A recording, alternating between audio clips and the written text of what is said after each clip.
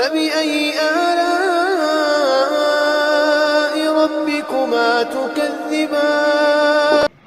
انسان کا جسم پوری کائنات کا جوہر ہے. یہ جسم کے بننے میں پوری کائنات کی مشینری استعمال ہوئی. اس کو خبر نہیں ہے. ماں باپ غذا کھاتے ہیں، اس غذا سے خون بنتا ہے، خون سے پھر انسانی وجود کا مادہ پیدا ہوتا ہے، اور اس غذا کے بننے میں دریا، ندی، نالے، سورج، ستارے، چاند، ہوائیں سب استعمال ہوتے ہیں. مولانا یوسف صاحب رحمۃ اللہ علیہ فرماتے ہیں پوری کائنات کا جوہر ہے یہ انسان. اس کے جسم کے بننے میں ساری کائنات، لیکن اس کی جو اصل ہے روح، اس روح کے بننے میں کائنات کی کسی چیز کو اللہ نے استعمال نہیں. انسان کے جسم کے بننے کے لیے کائنات کی ہر چیز استعمال ہوئی، لیکن اس کی روح کے بننے کے لیے اللہ نے کائنات کے کسی ذرے کو استعمال نہیں کیا. روح کہاں سے؟ براہ راست اللہ کی ذات سے اس انسان کے اندر روح آ رہی ہے. ایک مقدس پاکیزہ فرشتہ روح لا کر روح ڈال دیتا. بس وہ فرشتہ بھی صرف ڈالنے کے حد تک اس کا استعمال ہو رہا، ورنہ روح کے بننے میں اس فرشتے کا بھی کوئی ہاتھ نہیں.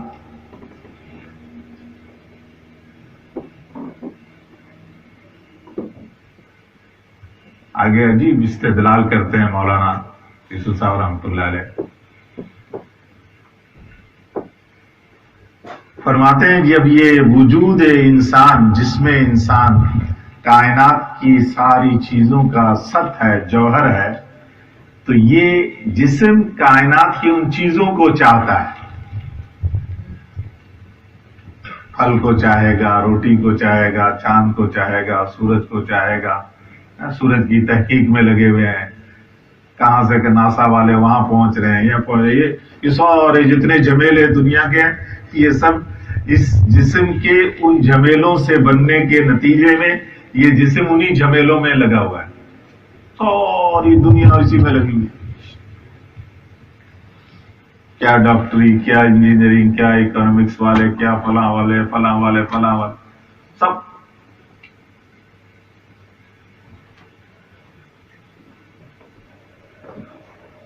جیسے یہ جسم جن چیزوں سے اس کا وجود ہے ان کو چاہتی ہے، تو وہ روح جو اللہ کی ذات سے براہ راست آیا ہے، امر رب، قرآن میں کیا فرمایا؟ امر رب،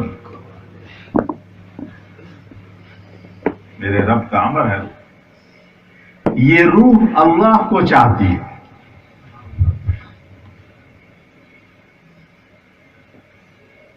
ہر انسان میں اندر جو اللہ نے روح رکھی ہے، وہ روح اللہ کو چاہتی ہے. ہم زبردستی اس روح کو اللہ کی چاہت سے دوسری طرف لے جا رہے ہیں، اس لیے پریشان ہو رہے ہیں. مسلم غیر مسلم میں تمیز نہیں ہے. ہر روح، جس انسان میں جو روح ہے وہ روح اللہ کو چاہتی ہے. اسی لیے حدیث پاک میں کیا ہے؟ کل مولود یولد علی الفطرہ، ہر بچہ جو ہے وہ فطرت پہ پیدا ہوتا ہے، یعنی اسلام پہ پیدا ہوتا ہے. اسلام کیا؟ گردن نہادن، رب کے سامنے سر تسلیم خم.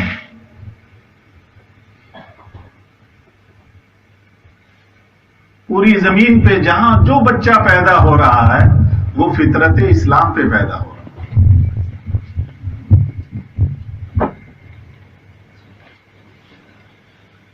اس کی روح اللہ کو چاہتی ہے.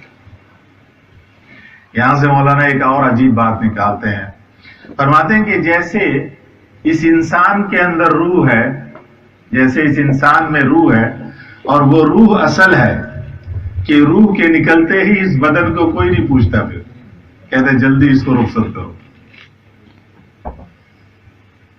یمن کے ہمارے ایک ساتھی سنانے لگے کہ یمن میں ایک جو ہے شخص کا انتقال ہو گیا اور تدفین کے وقت میں تیز بارش، مسلسل بارش ہو رہی، دفن کرنے کی کوئی صورت نہیں،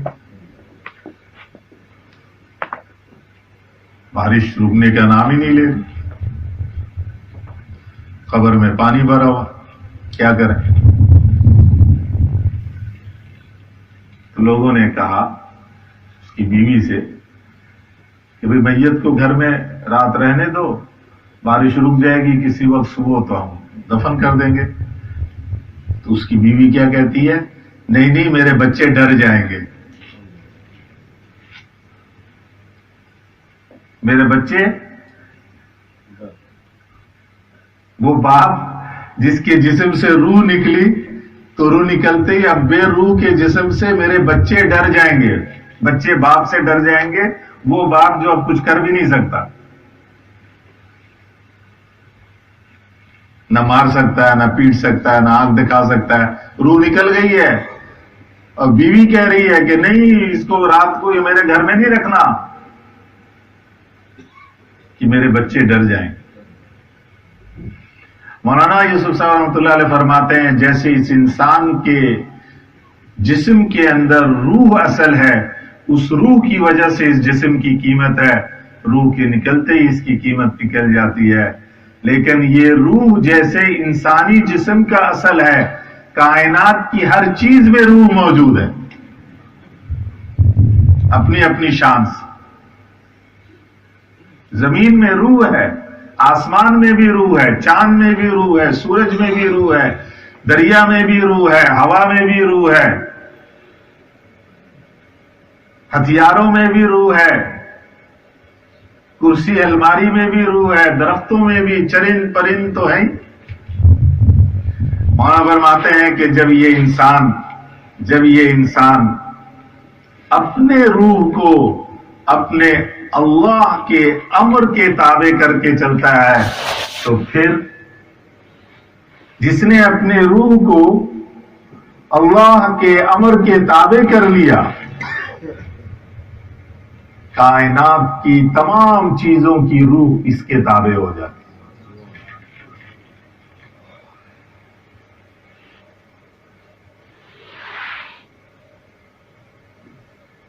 پھر کیا ہوگا؟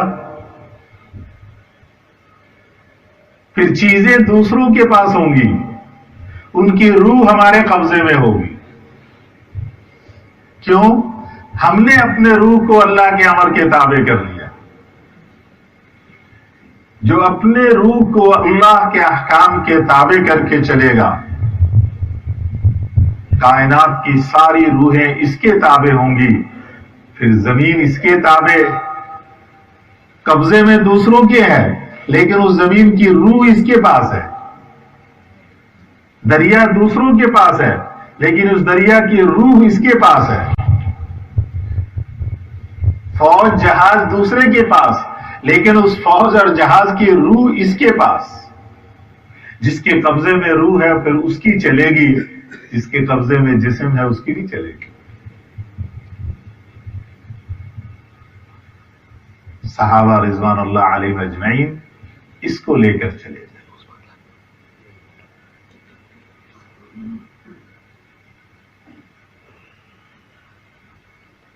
اس لیے افریقہ کے جنگل میں کھڑے ہو کر اعلان کر دیا، وہ جنگل کے درندوں، وہ سانپ بچھو، وہ شیر چیتو،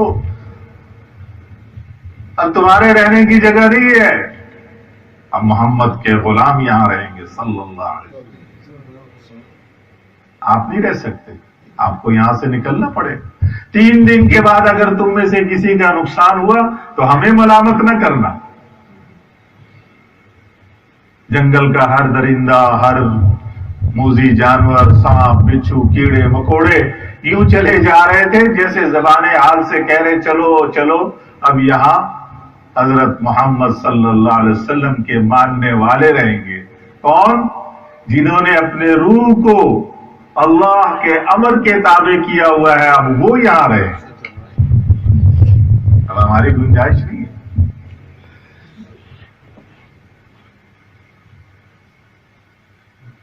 ہم اس دنیا میں اس لیے آئے اپنے جسم کے چوچلے پورے کرنے کے لیے نہیں, جسم کی تقاضے اور چاہتیں پورے کرنے کے لیے نہیں, روح کو اللہ کے امر کے تابع کرنے کے لیے آئے. جب یہ روح اللہ کے امر کے تابع ہوگی تو پھر اس روح میں وہ قوت آئے گی کہ جس قوت کی وجہ سے پھر وہ ہر کام کر رہا ہو.